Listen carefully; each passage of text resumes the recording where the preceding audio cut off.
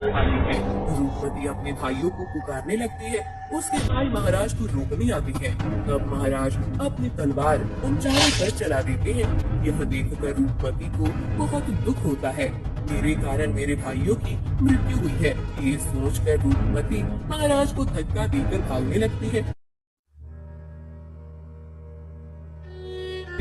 महाराज अम्बरीश के कक्ष के बाहर।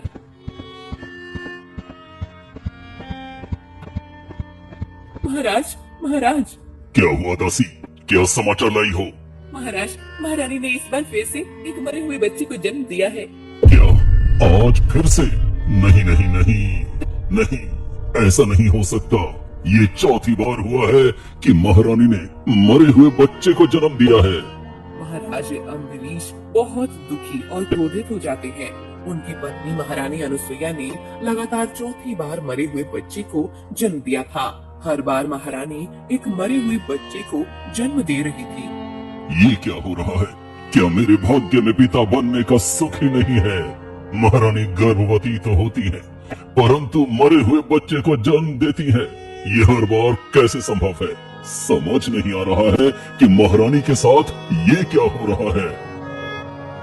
ऐसे ही कुछ साल बीत जाते हैं। इतने सालों में महारानी अनुसुईया गर्भवती नहीं होती। अब तो महाराज भी वृद्ध हो जाते हैं। उनकी एक भी संतान नहीं होती। वो अब लगने लगता है कि उनके जीवन का कोई अर्थ नहीं है। इसलिए वो एक नदी के पास जाते हैं। वो नदी में कूदने ही वाले होते हैं कि तभी एक महात्मा उन्हें रोकती है।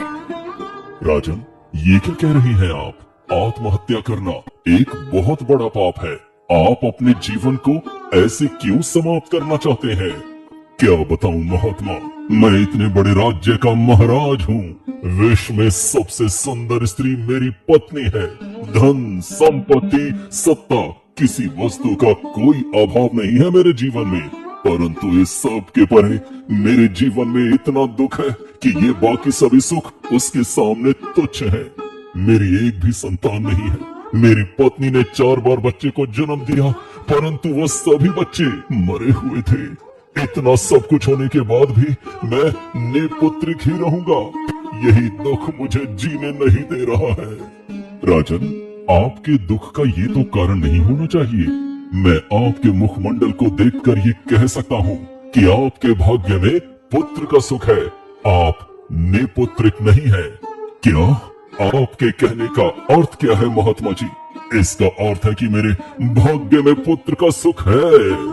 हाँ, आपके माथे पर स्पष्ट लिखा है कि आपके भाग्य में एक से अधिक पुत्रों का सुख लिखा हुआ है। यदि आपको अभी तक संतान का सुख प्राप्त नहीं हुआ तो इसका अर्थ है कि आपके साथ अवश्य छल हुआ है। क्या मेरे साथ छल हुआ है? अर्थात महारानी ने मरे हुए पुत्रों को जन्म नहीं दिया था। फिर मेरे पुत्र कहाँ चले गए? इसके विषय में आप अपनी पत्नी से ही प्रश्न पूछिए महाराज। मैं आपको विश्वास के साथ कहता हूँ कि आपके साथ छल हुआ है। ये सुनकर महाराज क्रोधित हो जाते हैं और महल में आते हैं। फिर वो महारानी के पास जाकर, महारानी, महारानी। क्या हुआ महाराज, आप इतने क्रोध में क्यों हैं? महारानी, आपने मेरे साथ छल किया है। मुझे आज मेरे प्रश्नों के उत्तर दीजिए। ये आप क्या कह रहे हैं महाराज? मेरी कुछ समझ में नहीं आ रहा है। आपने 4 बार पुत्रों को जन्म दिया था। कहाँ है वो पुत्र? मुझे बताइए। महाराज, आपको तो पता है कि मैंने मरे हुए पुत्रों को जन्म दिया था। आप असत्य कह रही हैं। इतने वर्षों से आप मुझसे असत्य कहती आई हैं। मैं आज ही ये सत्य समझा हूँ कि आपने मुझे अपने पुत्रों से दूर रखने के लिए मुझसे असत्य कहा था। क्यों किया आपने ये? क्यों आपने मेरे पुत्रों से मुझे दूर रखा? और कहाँ है मेरे पुत्र? महाराज, आप अपने वचन का भंग कर रहे हैं। किस वचन की बात कर रही हैं आप महारानी? आप स्मरण नहीं महाराज, विवाह से पूर्व मैंने आपको कहा था कि आप कभी मुझसे कोई प्रश्न नहीं करेंगे और आपने मुझे वचन दिया था कि आप मुझे कभी कोई प्रश्न नहीं पूछेंगे, और आप मुझे इतने सारे प्रश्न पूछ रहे हैं। हाँ, मैंने दिया था आपको वचन, परंतु मैं आज उस वचन को तोड़ देता हूँ। आपको पता है, आज मैं आपके कारण अपने प्राण त्यागने गया था। मैं हमेशा स्वयं को निपुत्रिक समझता रहा, वो तो अच्छा हुआ कि मुझे समय पर पता चल गया कि मेरे पुत्र जीवित हैं। बताइए मुझे, मेरे पुत्र कहाँ हैं? महाराज, आज आपने अपने वचन का भंग किया है। अब मैं आपके साथ नहीं रह सकती। मैं इस महल का त्याग करके जा रही हूँ। महारानी अनुसुईया राजमहल और महाराज का त्याग करके चली जाती है। महाराज अम्बरीश इस बात से अति दुखी हो जाते हैं।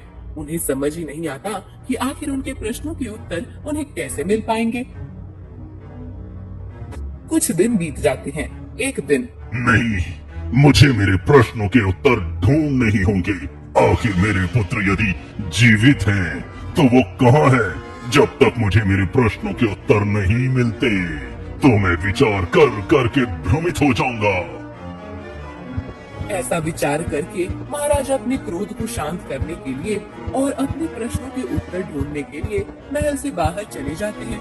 चलते चलते वो एक वन में पहुंच जाते हैं, जहां उन्हें एक जंगली सुअर दिखाई देता है। अरे वाह, आज तो मैं शिकार करने का विचार कर नहीं रहा था, फिर भी ये इतना बड़ा सुअर खुद ही मेरे सामने आ गया है। अब तो इसका शिकार करना ही चाहिए। मेरे आक्रोश को शांत करने का ये एक अच्छा माध्यम बन सकता है। मैं जब शिकार करूंगा, तब मेरा मन थोड़ा शांत तो हो जाएगा। महाराज अपना धनुष निकालते हैं। महाराज को देखकर वो सुअर आगे भागने लगता है। महाराज भी उसके पीछे भागने लगते हैं। बहुत देर सुअर महाराज को अपने पीछे भगाता है। आखिरकार सुअर थक जाता है। इसी अवसर का फायदा उठाकर महाराज उस सुअर पर अपना तीर दागते हैं। उनके धनुष से वो तीर छूटने ही वाला था कि तभी उस सुअर के सामने 4 ऋषि पुत्र आकर खड़े होते हैं। सुनंदन, शतानक, सुरेश और सुमंगल नाम के वो 4 ऋषि पुत्र को देखकर महाराज धनुष नीचे करते हैं। महाराज, आप इस निरपराध सुअर की हत्या क्यों कर रहे हैं? बालक, दूर हो जाओ। ये सुअर मेरा शिकार है।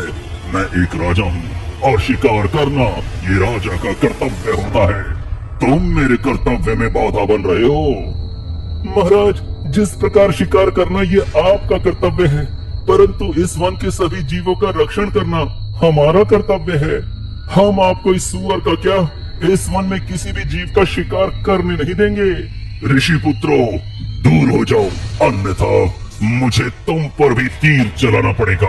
मेरे क्रोध की परीक्षा मत लो तुम सब। महाराज, आप अवश्य हम पर तीर चला दीजिए, परंतु हम इस सुअर को नहीं छोड़ेंगे। इतने छोटे बालक हो तुम चारों, केवल 10-12 वर्ष की आयु होगी तुम्हारी, परंतु इतना साहस है तुम चारों में। अब तो मुझे पहले तुम पर तीर चलाना ही होगा। महाराज फिर से अपना धनुष उठाते हैं। तभी वहाँ एक नीले रंग का तोता आता है। वो रहस्यमयी तरीके से बोलने लगता है। ऋषि अम्बरीश आ गए, ऋषि अम्बरीश आ गए, ऋषि अम्बरीश आ गए। उस नीले रंग के तोते को देखकर महाराज अचंभित हो जाते हैं। ये क्या, एक तोता, वो भी नीले रंग का, और ये हमारी भाषा में बोल कैसे सकता है? ऋषि अम्बरीश आ गए, ऋषि अम्बरीश आ गए। ये तोता मुझे देखकर ऋषि अम्बरीश क्यों कह रहा है? मैं तो महाराज अम्बरीश हूँ, फिर ये मुझे ऋषि क्यों कह रहा है? हे तोते, तुम मुझे ऋषि क्यों कह रहे हो? ऋषि अम्बरीश आ गए। तोता यही एक बात बोल रहा था कि ऋषि अम्बरीश आ गए। महाराज को समझ नहीं आ रहा था कि वो ऐसे क्यों बोल रहा है। तोता ऐसे ही बोलते हुए उड़ने लगता है। तभी सुनंदन, शतानक, सुरेश और सबसे छोटा सुमंगल उस सुअर को उठाते हैं और अपने आश्रम की तरफ जाने लगते हैं। महाराज उस तोते के पीछे भागने लगते हैं। तोता उड़ते हुए एक ऋषि के आश्रम के बाहर एक पेड़ पर जाकर बैठ जाता है। ऋषि अम्बरीश आ गए, ऋषि अम्बरीश आ गए। महाराज उस आश्रम में आकर रुकते हैं। उस आश्रम से दूसरे ऋषि बाहर आते हैं। आप आ गए ऋषि अम्बरीश। ऋषि, परंतु मैं तो राजा हूँ, आप मुझे ऋषि अम्बरीश क्यों कह रहे हैं? एक विचित्र नीले रंग का तोता भी मुझे ऋषि अम्बरीश कहते हुए यही आया है। ऋषिवर, मेरी कुछ समझ नहीं आ रहा है, ये सब क्या है? आप मुझे विस्तार से बताइए। ठीक है, आप भीतर आइए, मैं आपको सब कुछ समक्ष दिखाता हूँ, फिर आप सब समझ जाएंगे।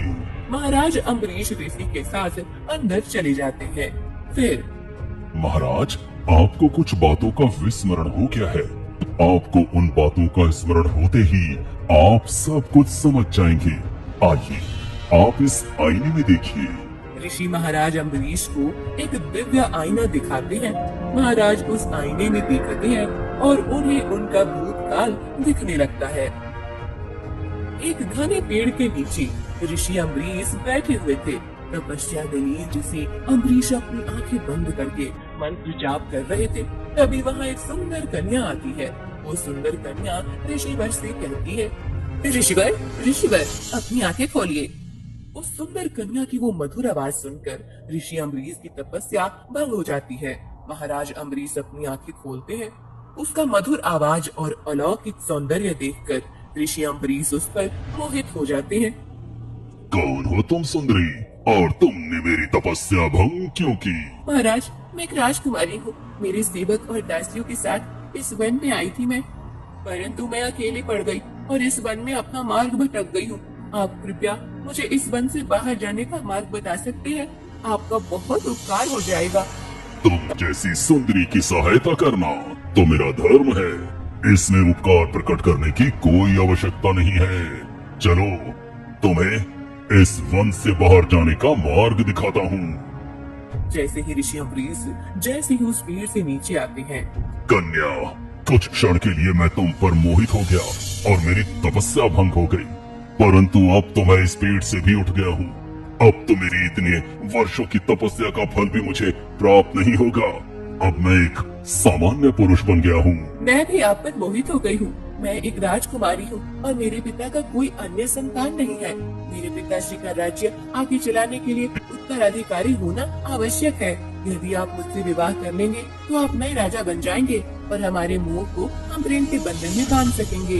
हाँ, तुम सही कह रही हो। चलो, मैं तुमसे विवाह करने के लिए सज्ज हूँ। दोनों विवाह कर लेते हैं और ऋषि अम्बरीश अब महाराज अम्बरीश बन जाते हैं। ऋषिवर के आश्रम में ये क्या, ये सब क्या था ऋषिवर? ये कैसा भूतकाल दिखा रहा है ये आईना? महाराज, ये आपके कुछ वर्ष पहले का भूतकाल है। आप मेरे जैसे एक ऋषि थे, परंतु एक स्त्री के मुंह में आकर आप एक राजा बन गए। यदि ऐसा होता है तो मुझे कुछ याद क्यों नहीं है? और मेरी पत्नी अब कहाँ है? मेरे 4 पुत्र वो कहाँ है? मेरी पत्नी ने मुझसे असत्य क्यों कहा? महाराज, आप एक बार फिर से इस आईने में देखिए। आपको सब कुछ स्पष्ट हो जाएगा। आपको केवल आपका भूतकाल नहीं, आपको पूर्व जन्म में भी झांक कर देखना पड़ेगा। पिछले जन्म में आप एक दुष्ट राजा थे। आप इस जन्म में जो दुख भोग रहे हैं, उसकी कड़ी आपके पिछले जन्म के कुकर्मों से जुड़ी हुई है। महाराज फिर आईने में देखने लगते हैं। एक सुंदर लड़की रूपमती एक खेत में काम कर रही थी। तभी महाराज उस खेत के बाहर से जा रहे थे। महाराज उस लड़की को देखते हैं। वाह, कितनी सुंदर कन्या है ये। इस कन्या को ऐसे खेती करना शोभा नहीं देता। इसे तो मेरे राजमहल में होना चाहिए। मेरी इतनी रानियां हैं, परंतु यदि इससे मेरा विवाह हो जाए तो ये मेरी सबसे सुंदर रानी होगी। ये विचार करके महाराज उस लड़की के पास आते हैं। सुनो कन्या, क्या नाम है तुम्हारा? और तुम इतनी धूप में ऐसे इस खेत में काम क्यों कर रही हो? महाराज, रूपमती हूँ मैं। ये हमारा ही खेत है। मेरे साथ मेरे 4 भाई यहाँ काम करते हैं। अच्छा, तो तुम्हारे भाई भी हैं। और कौन है तुम्हारे घर में? मेरे 4 भाई और हमारी बूढ़ी माँ। रूपमती, जैसा नाम है वैसा ही रूप है तुम्हारा, सत्य में। परंतु तुम जैसी सौंदर्यवती का इस तरह से खेत में काम करना अच्छा नहीं लग रहा है। रूपमती, तुम मुझसे विवाह कर लो।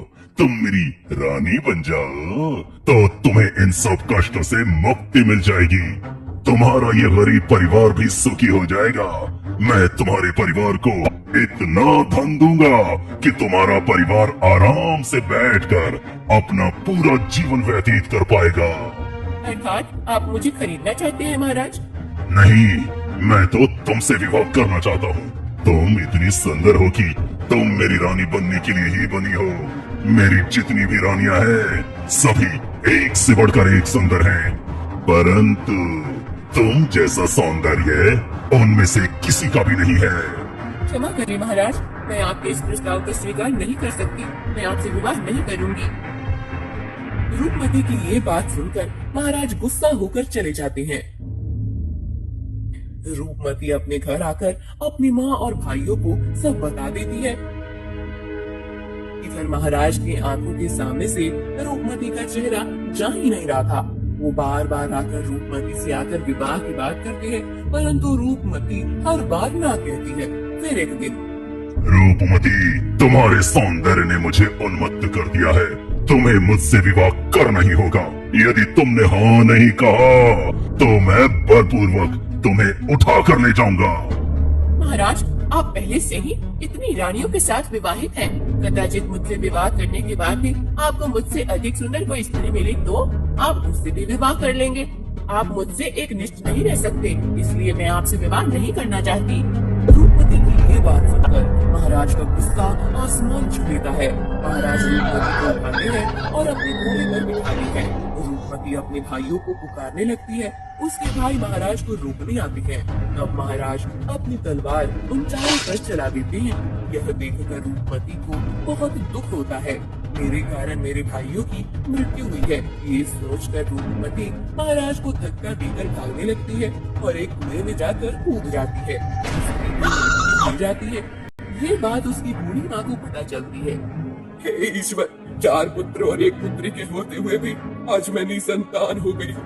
महाराज के जिद ने एक साथ मेरे सभी संतानों को मुझसे हमेशा के लिए दूर कर दिया है। अब मेरा जीवन भी व्यर्थ हो गया है। अब मैं किसके लिए जीऊं? मैं उस महाराज को श्राप देती हूँ कि उसे भी मेरे जैसा दुख भोगना पड़ेगा। इस जन्म में नहीं तो अगले जन्म में ही सही, परंतु उसे यह दुख भोगना होगा। तभी उसे पता चलेगा कि अपने बच्चों से दूर होने के बाद हमारी क्या अवस्था हो जाती है। दुनिया की मृत्यु हो जाती है। कुछ वर्षों के बाद महाराज बूढ़े हो जाते हैं और अपने अंतिम सांसें गिन रहे होते हैं। मैंने अपने जीवन में बहुत सारे अपराध किए हैं। आज मेरे इस अंतिम क्षण में मेरे अपराधों का बोध हो रहा है। ईश्वर, मुझे अगले जन्म में किसी वस्तु या मनुष्य का मोह न हो, यही मेरी अंतिम इच्छा है। कुछ दिनों में महाराज की भी मृत्यु हो जाती है ऋषि के आश्रम में। देखा महाराज, ये था आपके पिछले जन्म का रहस्य। आपके पिछले जन्म के उस दुष्कर्म के कारण आपको इस जन्म में पुत्र वियोग की पीड़ा सहनी पड़ी है। परंतु ऋषिवर, इस जन्म में ये सब हुआ कैसे?